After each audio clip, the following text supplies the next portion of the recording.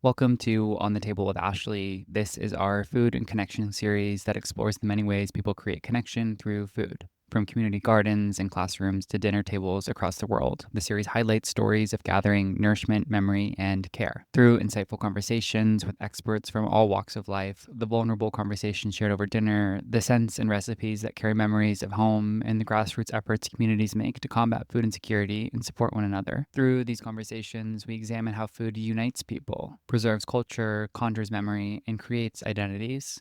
Ultimately, the series reveals the profound role food plays in nearly every human experience. Our guest today is Professor Thurka Sangaramoorthy. Professor Sangaramoorthy is a cultural and medical anthropologist and a political health researcher with 22 years of experience conducting research among vulnerable populations in the United States, Africa, and Latin America. Dr. Sangaramoorthy is a professor and chair of the Department of Anthropology at American University. Thurka is an author of the books Treating AIDS, Rapid Ethnographic Assessments, and Landscapes of Care. Enjoy.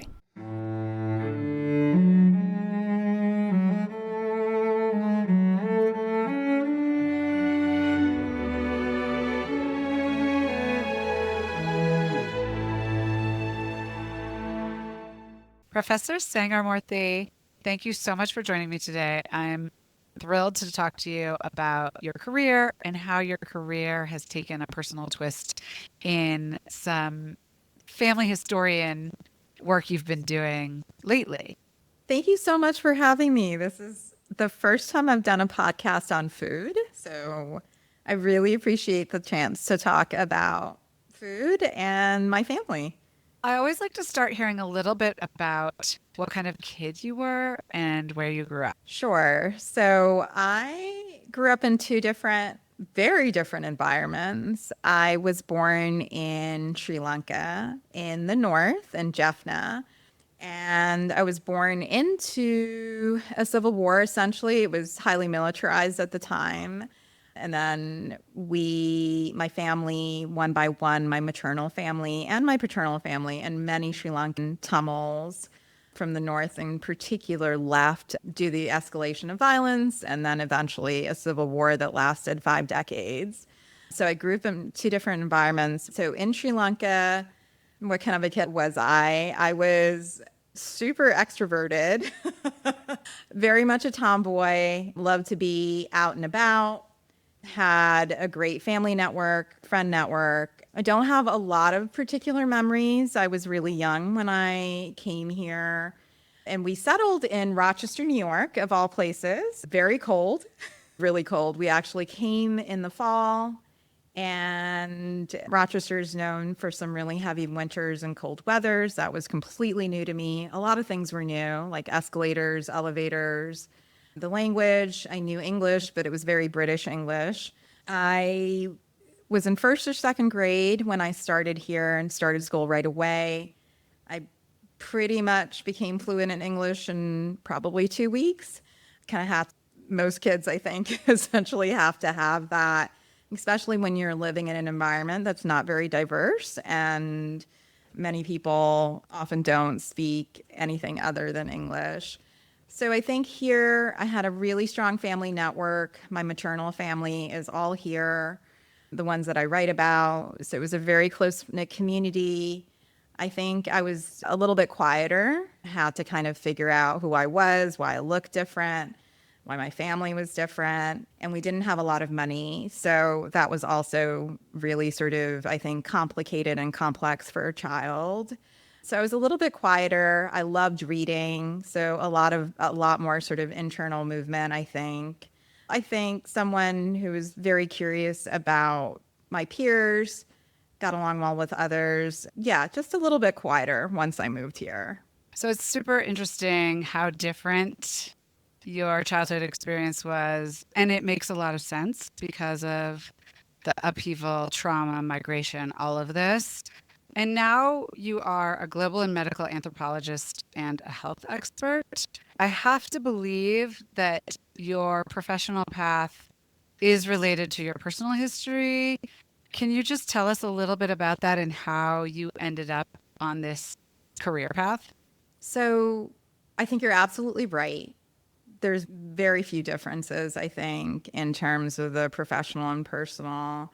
Now, as an academic, I can tell you that many scholars of color very much do research and teach on the very circumstances that they've have been influenced by and what's really impacted their life, to also help others understand some of the challenges and yet also some of the joys of various different kind of communities.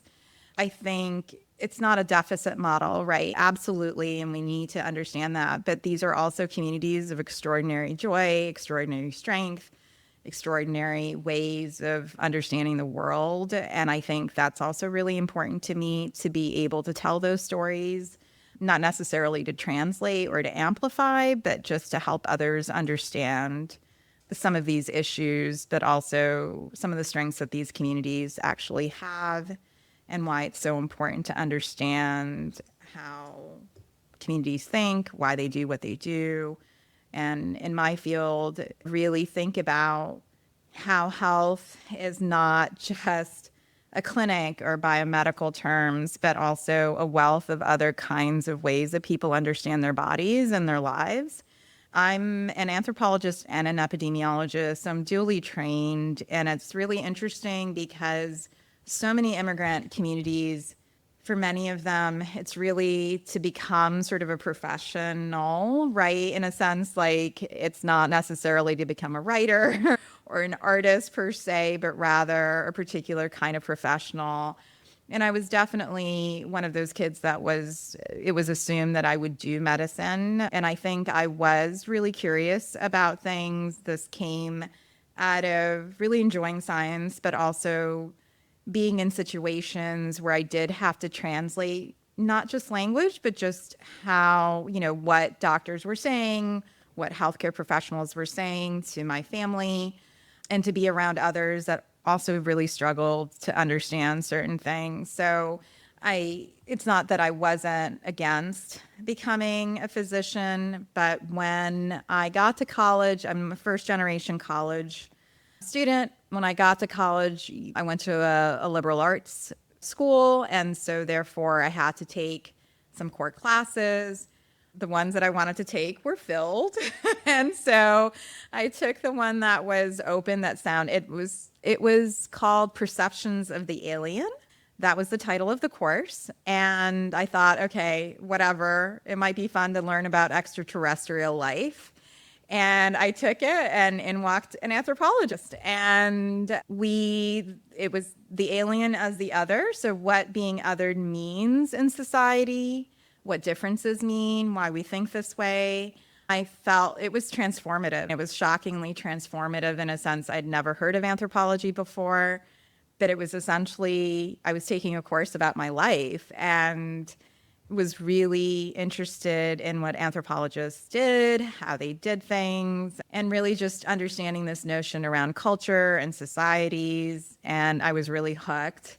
And so I kept my love of science and biology, but also did anthropology. When I graduated, like many college kids, I didn't really know what I wanted to do, but I knew I didn't want to go to medical school. And my first job out of college was for a think tank. I worked for the Africa program. This was in the late 90s, early 2000s. And I traveled quite a bit to Africa to do this work. And at that time, I really saw firsthand the devastating impact of HIV and AIDS. And in Africa, it was really stunning, and how different it was and how much devastation and impact that it had on everyone's lives. I thought I wanted to do something that could get me out to the field in a much quicker time frame. And so I chose public health. I really loved it. But there was also this discomfort with knowing that what I was studying and how I wanted to help people really didn't take into context people's societies or their environments or the structural sort of constraints that people were living with. And so I went back to get my PhD in anthropology. And so I've really maintained this dual nature of working in public and global health alongside a lot of my work in anthropology as well. So that's a little bit about how I got to where I am. I love the Perceptions of the Alien course, and I feel like So often I hear about these sliding door moments in people's lives. And what if you hadn't taken that course? It's, your whole life might have been different. Or maybe not, but it makes me think about it. I have a lot of students who take a lot of my classes that I teach around health and anthropology are the very same courses. They're the core courses that you have to take no matter what major you're in to kind of get those credits to graduate. And so my philosophy has always been I'm not trying to convert you into majoring in anthropology. It's just that if you took this one course and it still lives and helps you along the way, it gives you that sensibility of really looking at and just being curious about people in general. Right. And I have a son who just finished his first year of college and then one who's a senior in high school. And I'm thinking, I think it's really great to take an anthropology course as an undergrad. I mean, just for the experience of it, even if you don't want that to be your major or your profession. So I want to talk about this. I don't know how you describe it, like a food historian project that centers around your family following your uncle's death during the COVID times. So I want to hear about that project. I do want to just give a tiny little background, and you can correct me if I'm wrong. So this is what I've researched, that Tamil is one of the longest surviving languages with over 2,000 years of written history. Sri Lanka, where you were born, gained independence in 1948 after colonial rule ended, and ethnic tension arose with the Sinhalese, who constituted a majority and inflicted linguistic, cultural, and economic discrimination on the Tamil minority through government action, as well as pogroms, and ultimately the Sri Lankan Civil War, which you were born during, it sounds like. Yeah. So I think it's just important for people to have a little bit of foundational history for your story. And there were so many Sri Lankan Tamils who were displaced during and before the Civil War. But in terms of just giving a little bit of narrative around sort of your story, if there's anything you want to add to that or edit, please do. I think the only additions that I would have is that Sri Lanka has a really rich history throughout times. It has been colonized by multiple different countries, including the Portuguese. It has a huge Portuguese influence. The British are the formally colonized Sri Lanka for a very long time.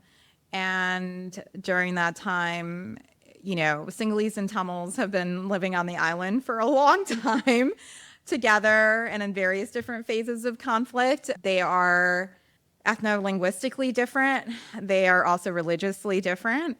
And so there are these differences, but they've survived on this small island for a very long time before the British came. And when the British came, there were definitely ways that the Tamils benefited during colonialism, even though we were not the majority.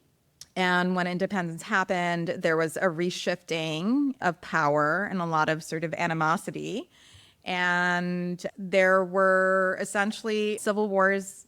There's a dynamic there that I think very few people understand unless you've actually gone through it, where your best friends, your neighbors can turn on you. And that is, as someone who works with Haitian communities, for instance, these are very intimate, familiar levels of violence that I think really require more sustained thought around what that does to communities.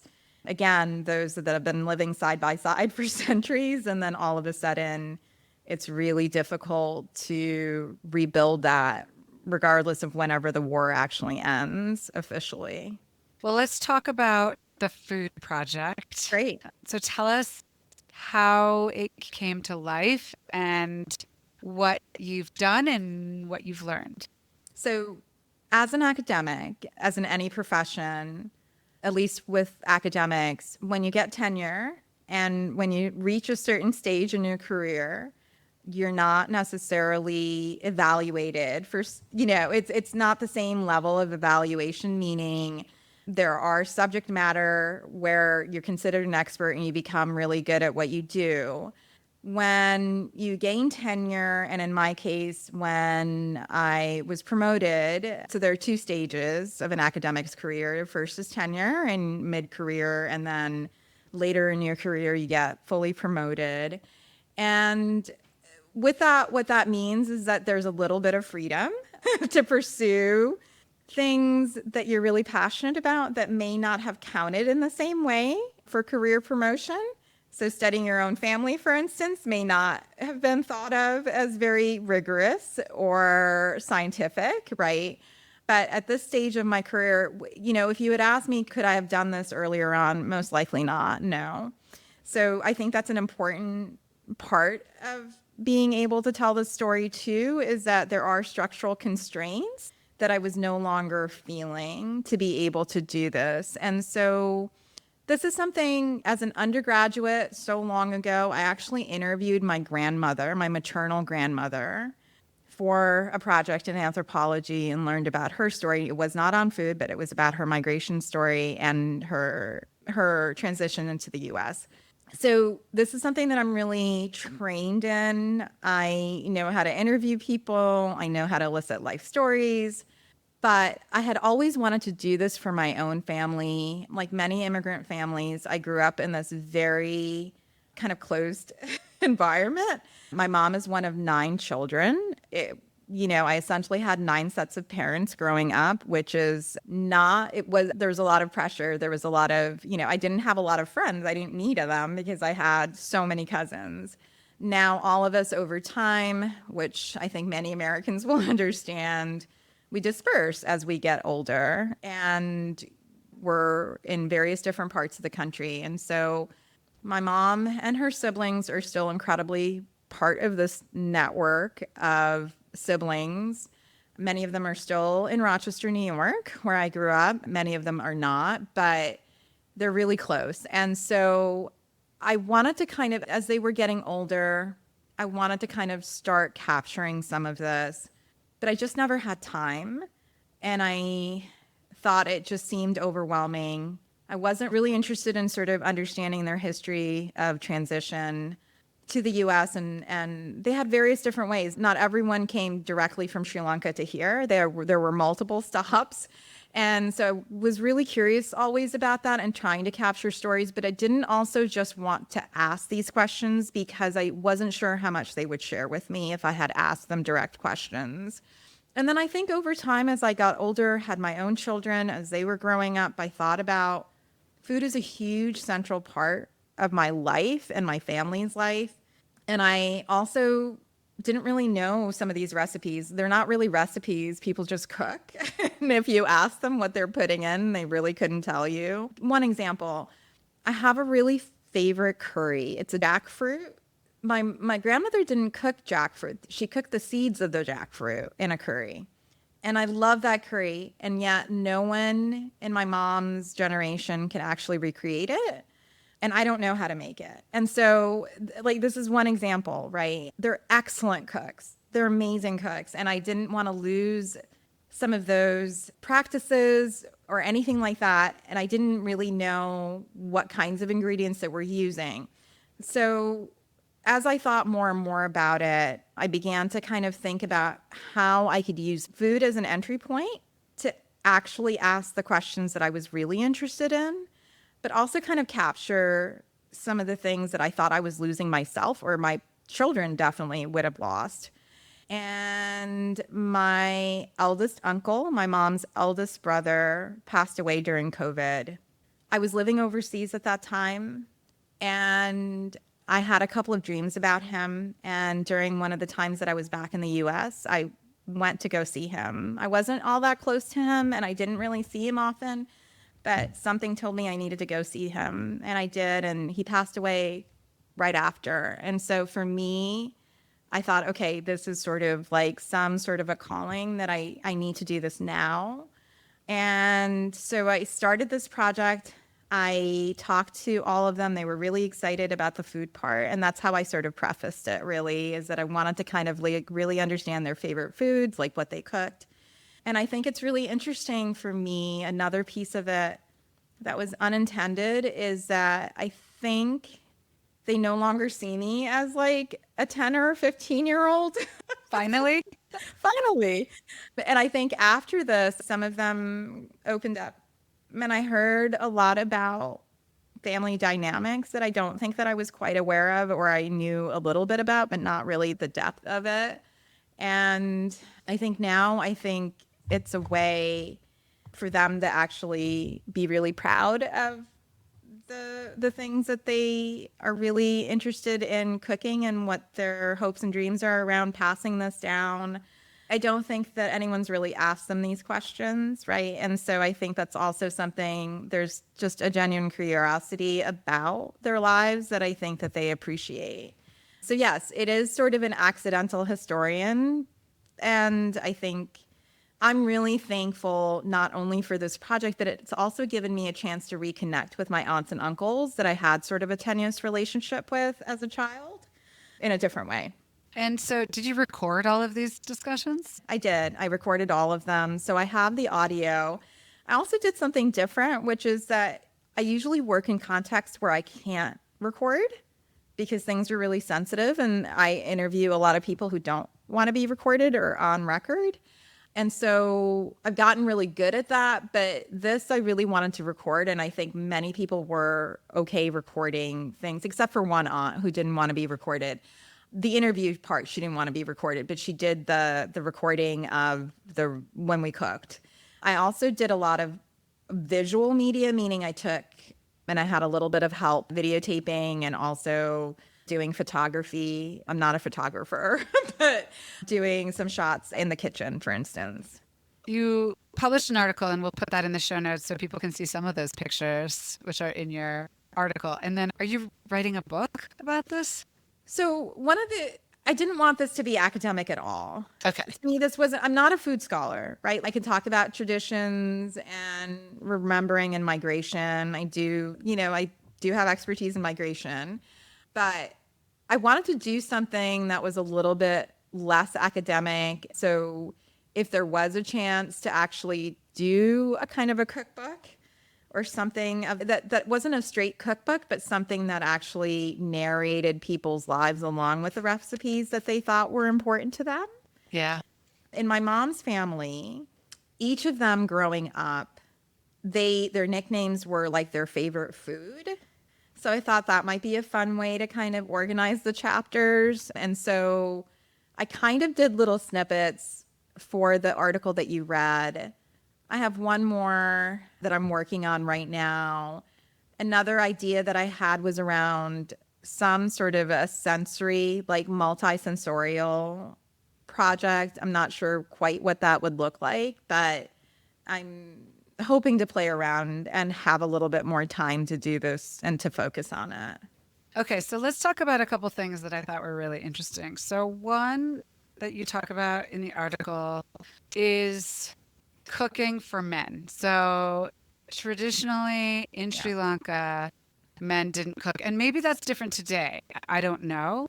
But you have a lovely description of these gender roles that, and I like to think about life as, and things like migration and all the trauma, there are silver linings. And one of the silver linings here, I think, is that men are cooking. Tamil men are cooking in the United States where they weren't cooking in Sri Lanka. And I'm just going to read this. This is from your article, and then maybe you can talk a little bit about your uncle, the one you talk about who loves to cook now. In Jaffna, Babu's father ruled with an iron fist, especially at mealtime. No one was allowed to eat until he sampled and finished his food. A stray pebble in the rice could send a plate flying into the yard. His mother cooked, his father judged. A strict gendering of roles that reflected broader Tamil patriarchal traditions that kept men out of the kitchen. Had Babu stayed, he might have inherited that dynamic, perpetuating the distance between male authority and the intimate labor of cooking. But displacement upended these gender norms. Like many Tamil men of his generation who were forced to leave home, like his younger brother Sadan, who learned to cook in his Indian boarding school, Babu learned to cook first for survival, then discovered it as a way to nurture others. This transformation wasn't just about acquiring new skills. It represented a fundamental shift in how Tamil men could express care and participate in family life. So can you tell us a little bit about Babu and cooking, and maybe it's an opportunity to touch on some of the positive things that come from migration, Mhm. even if it's either forced migration or migration as a result of war or violence or those Mhm. kinds of things. So, absolutely. I grew up in a society, this is not universal, but I definitely grew up in a society and a community where men did not cook. Men were not expected to be even in the kitchen to even help with food preparation. But at the same time, I guess this was like the great irony of being a child. Every man that I knew cooked. They cooked and they loved cooking. And my father also does not come from this family, but my father, I don't know. And I think it maybe translates into something like he didn't even know how to boil water or make rice, which is a foundational dish, right?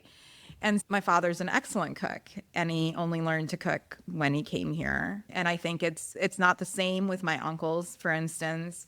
Many of them, so my uncle Babu, who first went off, he was a teacher at a boarding school. So he boarded with other men.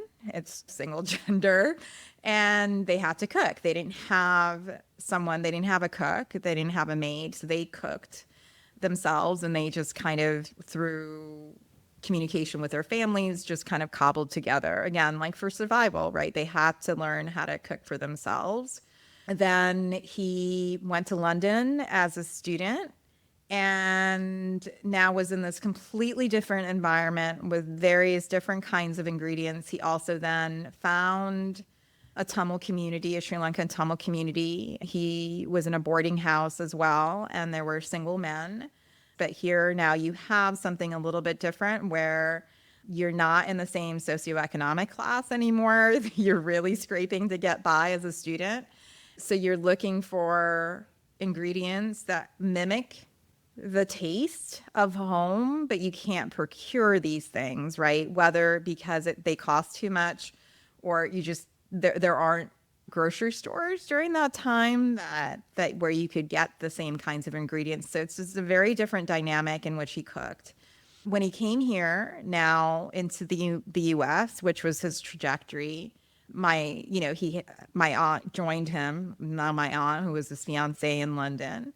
And when they came here, traditional gender roles took over, right? So these are dynamics. In a sense, he cooked for himself, but then he did not cook for his family when they came here. And for the vast majority of his life in the US, he didn't cook. Now he's retired. He's been retired for a number of years and he cooks and he loves cooking and he loves cooking for his children. He loves cooking for his grandchildren. It's really something that brings him a lot of joy. He gardens, he grows his own vegetables now. I was just in Rochester and I always go see him because he loves to show his garden. So he takes a lot of pride in that and he loves cooking. And so I think these are not like things that hold steady. They move and they change over time depending on where you are in life, what your circumstances are, where you are located. And it's the same with all of my uncles. They are amazing cooks. They love to cook. There's a sheer joy in it. And I think one of the things that I think is really interesting is that the women are excellent cooks, but I don't know if there's real joy in it because they've had to cook. They've cooked since they were little girls. They had to be in the kitchen. They had to help my grandmother. And so food for them is nourishment, right? It's something that you need to have in order to sustain yourself. But for the men, I think it's really different, at least the men in my family, it's really different. There's a genuine sort of innovativeness, there's experimentation, there's trying different things out, there's pure joy in watching others eat, and real pride in being able to like feed your family, I think, or cook for your family. Out of the 9 children, my mom is right in the middle. So she has 2 older brothers, 2 younger brothers. She has 2 older sisters. She has 2 younger sisters, right? So she's right in the middle. And so there's also this age, or I don't know what to call it, like age birth order, whatever. But there are these older kids, including my mother, and then there are 4 younger kids. And food was really short. She did not grow up in a wealthy household. And I think the older children, again, I think at least the women, the 3 women, cook because they have to cook. I'm not saying they don't enjoy it, and no, I'm not saying that they don't enjoy feeding their families and watching everyone eat. And food is a huge central part of their lives. But there's just sort of a difference in how they approach food and cooking. Whereas the younger children, I don't think there was a lot of pressure in Sri Lanka for them to be in the kitchen or to help out. And I think they were cooked for. And so when they came here, they mimicked very much the similar things that I'm telling you about, like the innovation, the experimentation, the love of cooking, trying new things, putting things together. So it's not just like a gender thing. There's also this other generational sort of differences that I've also noticed if I had to pick out some of the themes that are coming out from this work. Yeah, it's so interesting. I spoke with Ken Albala, who's a professor and food historian, as part of this series, and he writes cookbooks and other books on food, the history of food. And it's funny, he says he actually doesn't like cookbooks, even though he writes them, because he wants people to get back to this more intuitive way of cooking, which it sounds like is exactly what your family does, like a little of this, a little of that, which makes it hard to pass on to other generations unless you're like cooking together in the kitchen. But there is something beautiful about that way of cooking. But he also has this joy that you're talking about. So he cooks for himself literally every day. He experiments most at breakfast, but he's always cooking and always trying different things. And he just has this joy about him. And he's trying, I think, to remind us what a joy it is to cook and feed others. And it is super interesting. I think that if we studied it, we would find the same thing in the United States, with women often feeling like they had to cook. I think things today are different because there's so much takeout. I think what Ken is suggesting, and I agree, is like, to the extent we can, we should get back to cooking as much as we can ourselves, because I think it brings more joy, and you're closer to the food, and you're also much more cognizant of waste and other things if you're using the ingredients and cooking yourself, and it's also healthier. There are so many reasons, but one of them, and I'm trying to I cook a lot, and I'm trying to bring this back into my own life, is like, it's a privilege and a joy to cook instead of a burden to cook. And I completely understand, like you talked about times in life, and I completely believe there are seasons in life. There were times in my life when I was working so many hours, I literally couldn't put dinner on the table every day if I didn't have help or takeout or whatever. But now I am cooking a lot, and I'm really trying to be like present in that cooking and like find the joy in it. And there is a lot of joy when you make something that people like. But I think it's a really important point, and one that bears, frankly, more study and discussion about the gendered roles of cooking, and why perhaps men who come to cooking have more joy in it overall. I just thought of something that I hadn't really thought about too, is that I keep saying they had to cook. I think women in my family and in so many other families, they were judged by their cooking, right? Their worth as people, as women, as wives, as mothers, right, was judged on their cooking, how they cooked. I mean, there was so much pressure. One of my aunts, right, she went to go live with her in-laws, and there was so much judgment, even though she was just essentially a child, so much judgment on her fit as a wife and as like a continuation, right? Her worthiness was so tied up in her cooking. I think my mom also is very much in this kind of corner. They're beautiful cooks, but there's a regimented sort of way of where I witness how they cook that I don't see in the first 3 women in my mom's family, her and her 2 older sisters. My oldest aunt actually talks about it. I mean, they all talk about it. You know, she wanted to study. She didn't really want to cook, but she was the one where she wanted to kind of like study or read. She was sent out to the market to buy the vegetables, and she really resented that. So there's a lot of emotion that is really tied up in this, that for generations, right, even as they became mothers, it was really hard. My mom worked full time. I rarely ever saw her.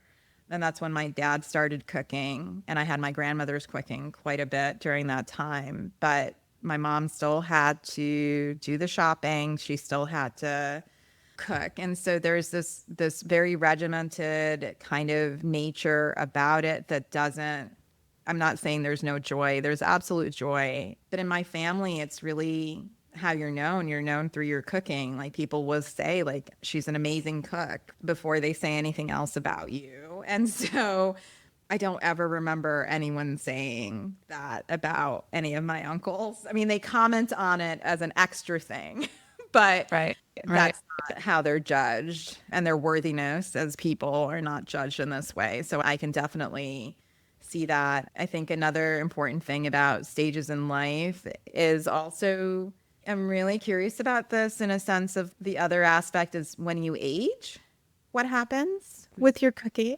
That you can't use certain kinds of ingredients, given some of the health concerns, how you have to adapt to those. There are various different uncles and aunts that don't use the same ingredients anymore, or their spice level has to come down. So I think just, I study aging and health, but I think the aging in food and cooking is also just really fascinating. Yeah. Well, you also write about Kala and how she cooks with fruits that remind her of home, while also intentionally introducing those flavors to her children. Can you talk about why it's important to introduce these flavors from home and maybe the recipes, but you talked earlier about sort of the taste of home, and maybe particularly when we migrate, it's a way we bring what was home with us. And I can see how that would be important to pass down through the generations, but I'd love for you to talk about that. And then also when it gets to your kids, so like another generation, and is it being preserved, or are you worried it's getting lost? So much of the emphasis from everyone, regardless of whether it was my uncle or my aunts, there was so much focus on, not on cooking, but about getting a degree, doing well, etc. So like we didn't have the same kinds of, we were held to other kind of very similar restrictions, but I never felt any pressure to learn how to cook. I think Sri Lankan Tamils, again, I was talking a little bit about how different our food heritage is from Indian Tamils, even though we share the same religion often and similar language. Seafood is a huge part of Sri Lankan cuisine.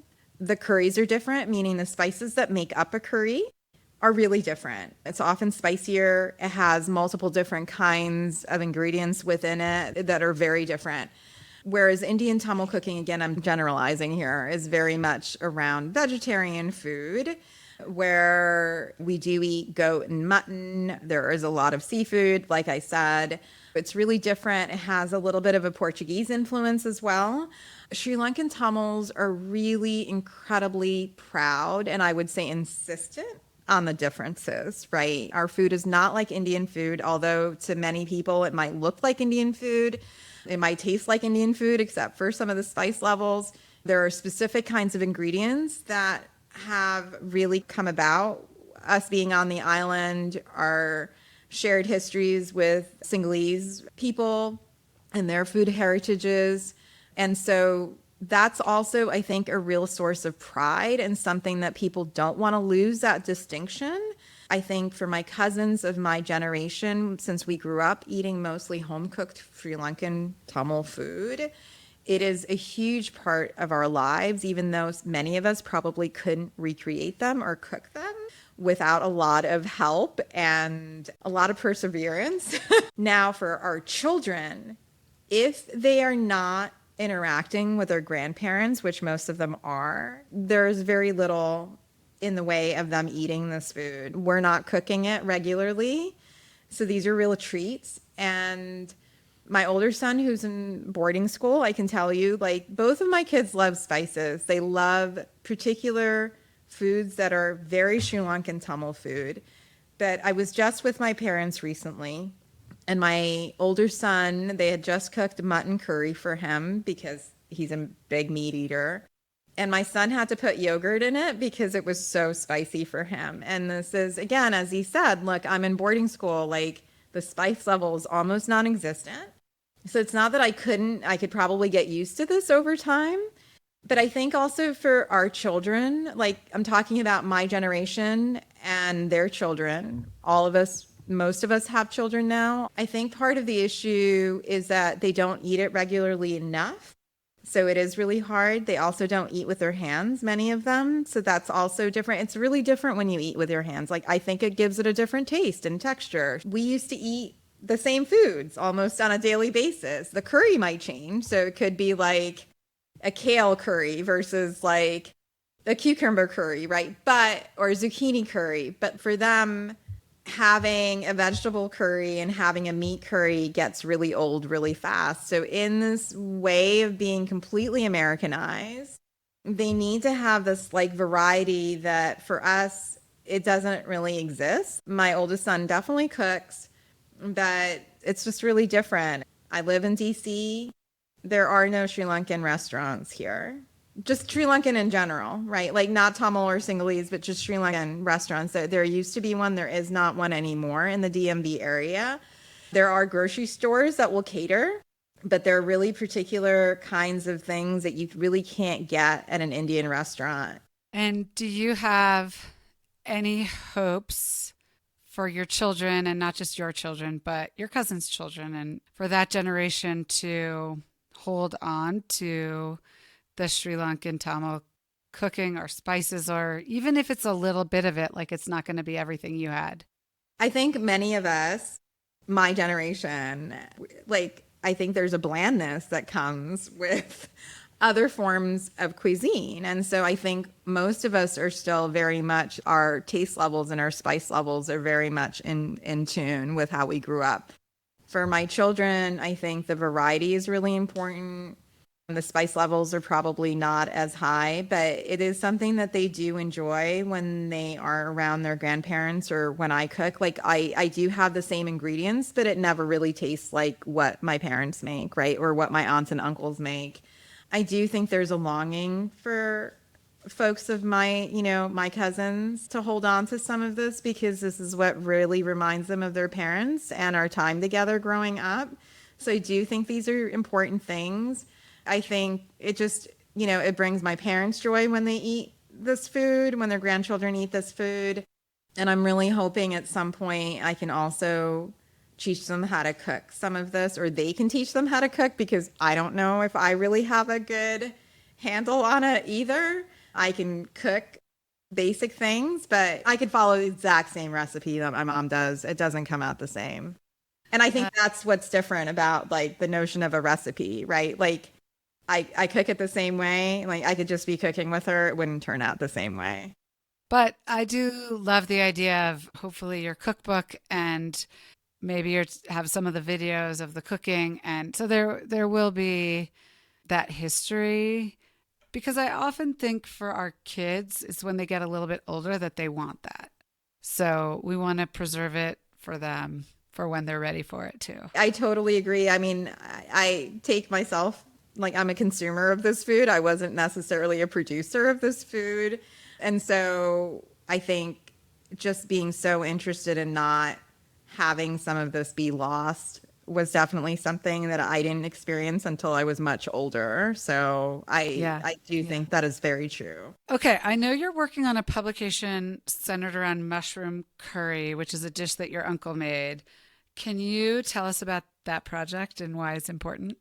Yeah. So in anthropology, for instance, we're still in this disciplinary way, very much interested in understanding collective thought, right? There are very few places in anthropology even where you get one person's story that then tells you about an entire society or culture or specific situation.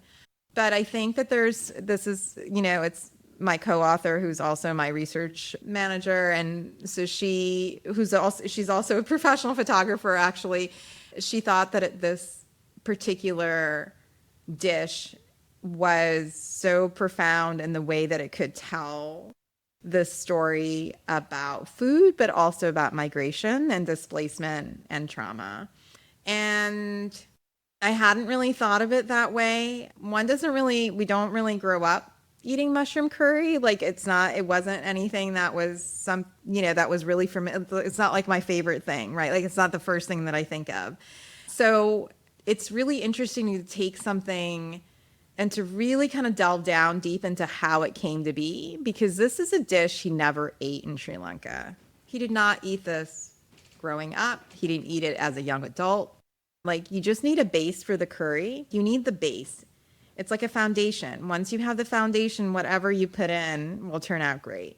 So he starts, by talking about this foundation, and he recreates it, right? Like he's actually cooking for me as we're doing the interview. So recreate it. And I think in that way, it is a metaphor. It's a metaphor for the foundation of where he came from, what was important to him. It was my grandmother and her being in the kitchen and his memories of this, that it comes from somewhere, right? Even though he didn't cook or he wasn't procuring any of these ingredients or helping her in the kitchen, her cooking and her food were so important to him. So this foundation, I think, right, of like, the oils, the spices, the foundation is largely onion, garlic, and ginger, and the various different spices. And they vary from person to person or from family to family. And then I say, I don't remember eating mushroom curry. Where did you come up with this? Like, how did this become part of your everyday cooking? And then he talks about the fact that, when he went to England and he was a student, he was a starving, poor student, literally, and he was trying to cook. He had already had the foundation of cooking, right? Cooking a curry that he learned from being on his own in Sri Lanka as a teacher. And then when he gets to England, he misses meat curries. But he didn't have, like, he and a group of young men who were living together, who were all students and of all the same economic predicament. And so mushroom really came about because it was available, right? And I asked him, are you looking for specific kind? He said, no, whatever is available, right? Like, so it's the practicality of cooking too, right? Like it's just what's available, but it's also because it provided them with a very similar kind of texture as meat that they could not afford. And so he sort of perfected this, and then he didn't really cook it very much when he got to the States because his wife my aunt did a lot of the cooking. And then he's kind of come back to it in retirement as he's sort of like expanding what he's cooking and what he's doing. I think there are a few things about this is that one, the food sort of really parallels his growth and his understanding and his ways of remembering things in his life. But it's also about practicality that's also really important. We don't want to sort of like romanticize cooking in a way. Sometimes it's just people do things for practical reasons and it turns out in this beautiful way. It's also about constraints under which people operate at various points in their lives, especially in displacement. So I think there's a beautiful story to kind of think about there. It also is about his evolution as a cook, right? It's not for survival. It's not for longing. It's something that he has access to meat now, but he still cooks mushroom curry. Yeah, super interesting. And so that's also really interesting. I think that there's something that's really beautiful about delving down deep into one dish and letting it tell you the story of other things. He would say things like, I can't imagine how my mom did it. Right? Like, I can't imagine how she fed 9 children. And so it's almost like remembering the impossibility. He's able to say that now in his 70s because he himself can truly understand what it took for her to do what she did and how she was able to still feed them under really dire sort of circumstances. So there's this, like, I think we call it remembering impossibility, which isn't about like you're not saying it just to say it. You're saying that because you can actually truly relate to the impossibility of how structurally impossible it seems to you now in a way that you probably couldn't have gotten to that point. Not just food. He's not saying, oh, I can't believe, she fed 9 people on a daily basis and she was constantly in the kitchen and constantly figuring out how to make ends meet. but rather I think what he's also saying, he's thinking about the gender dynamics, thinking about her own life and what she gave up and what she had to put up with my grandfather. And, you know, how she cooked in a brick oven kind of thing, and how she spent pretty much most of her time in the kitchen because she didn't have modern sort of appliances, right? And so I think there's a genuine, deep understanding about the impossibility of that statement. Yeah. Yeah. Well, I do think that'll be a very interesting sort of theme or way to tell the story. I know you're also researching the history of roti in Washington, D.C. Can you tell us about that project?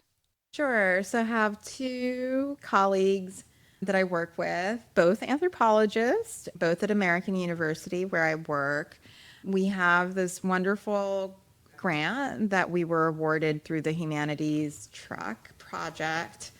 And a colleague of mine, Miriam Durrani, there are restaurants. And so like there are different ways to kind of like think through this and what restaurants are doing, whether roti is really popular or not. Oftentimes people think they know roti, but they're actually having other kinds of flatbread, right? And so what does that look like? What does it tell us about where restaurants are located in DC? What the movement of diaspora and gentrification has done in order to make it as a restaurant? How do you change menus? How are you catering to different communities in which you're located, et cetera? So those are some things, and the gendered nature of roti as well. So really thinking through that. One of the fun projects of this is that I lived overseas in Ethiopia for a long time. There is a very large Ethiopian and Eritrean diaspora in DC. And so a really fun thing about this project is that we're looking at a lot of the work that she's done in Roti through the Roti Collective, and really thinking about another sort of iconic flatbread, which is injera, and really thinking about some of the similarities and differences in how it travels, how it's sort of made to translate here, what some of those similar kinds of dynamics might be, and what are the differences between these groups. Particularly, you know, roti isn't necessarily South Asian. It's also traveled to the Caribbean. Caribbean roti is huge. And so really thinking about these differences between these two really prominent and important diaspora communities and their love for flatbread. So it's a really fun project, and it's a really interesting project to really sort of think about. Again, it moves us away from the confines of an academic project and really thinking about making it really more publicly accessible, doing like roti making demonstrations, really thinking about the history of roti. So it's something that's really fun, I think. So I was talking about the food historian Ken Albala, and he said something in our discussion that cooking is a form of communication, and whether you intend it or not, what you serve, what you eat is saying something about you. So in this project, in this family project, if you have to distill it down, and cooking is a form of communication, what is it saying? In my family, Ashley, if you were to come over, my family would do a whole reconnaissance around what your food preferences are, right? And they would cater to you. Like, this is how I've always known things, right? You're a guest, and it's so important. Like, I grew up having to finish everything on my plate. I grew up never being, like, it's just really, you're a bad human being if you refuse food at someone else's house. I'm so sensitive to this. And so food is a sign of respect. It's a sign of honor. Like, that is, and many of us in my family, I'm not saying this is without, Sri Lankans in general, but we don't often communicate love, right? Like, I don't remember saying I love you, or like affection. Food is it. That is really, it is really still the main way that we show affection and love and care. And I think for me, yes, this was a project that I wanted to kind of preserve certain things. But as I said, and like as I went through these, I feel like it was a different form of communication with my aunts and uncles in a very different kind of relationship. But I'm still their niece. I mean, I don't think that really changed, but it was just a form of communication in a way that they felt respected, that they were asked these questions, that it was my form of actually communicating my affection for so much that they did, to be in a space where we could continue this work of preserving language and culture and food.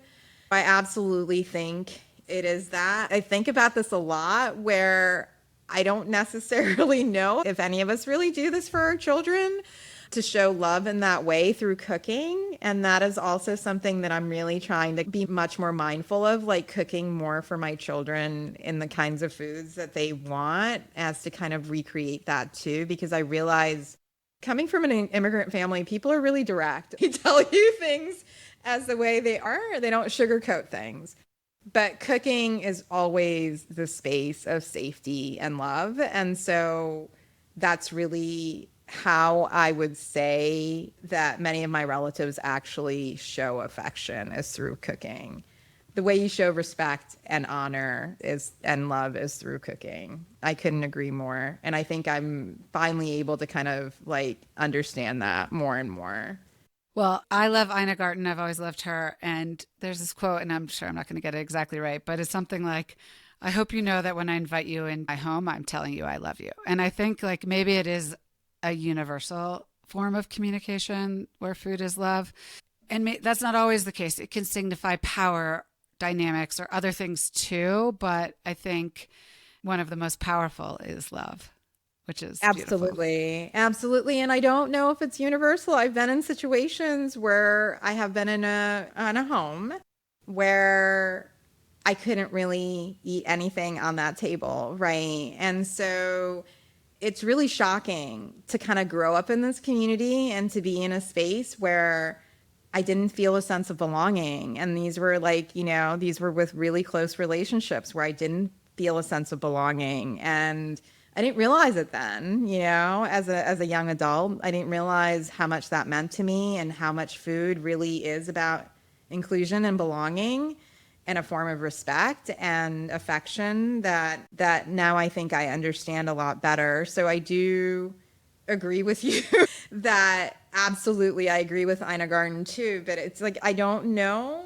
I've certainly been in multiple situations where it was shocking. I don't know if I could have described it to you then the way that I'm describing it to you now, but it's for me, it's a huge shock when you walk into a space and no one has considered or thought about what you like or what you actually eat.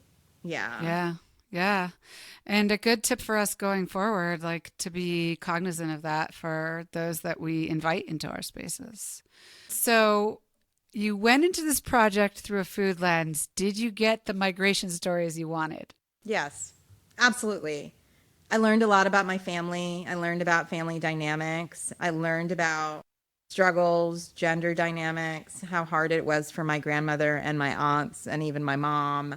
I learned about just the sheer perseverance of how everyone got here and why they were, in my mind, growing up, like they were so hard on us. I understand some of those. I'm much more cognizant and forgiving of that sort of need to make sure that we fared better than they did, and just how much the family sort of has stuck it out regardless of where displacement took them.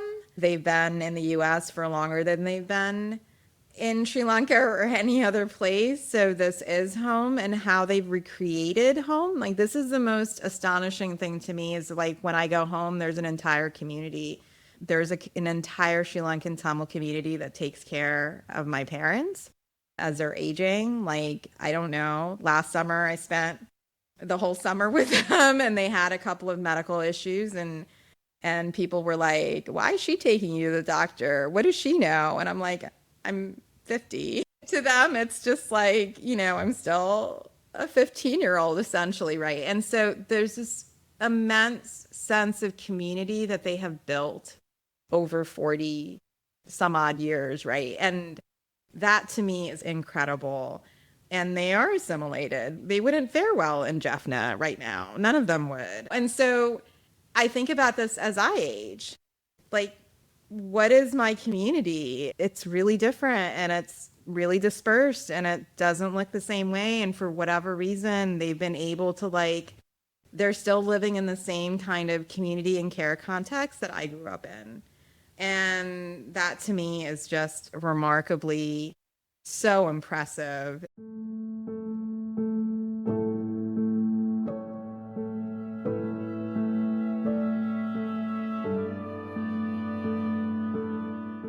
So, as we explore in my brand, Amatand, which is French for to take care of your soul, objects can hold a lot of meaning for us. They can tie us to the past, enable us to be more present, or sometimes even take us into the future. Can you share an object from your life, whether you still have it or not, that holds a lot of meaning for you, and tell us why? I have this necklace that my grandmother had made for me. It's sort of a traditional necklace that you wear with a sari.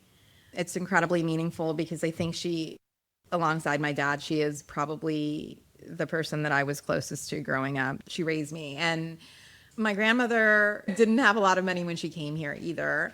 And when we think about inheritances, my grandmother actually gave us these objects before she passed, which I think is absolutely beautiful now that I think about it. It's not after they passed, but it was something that I actually wore when she was there.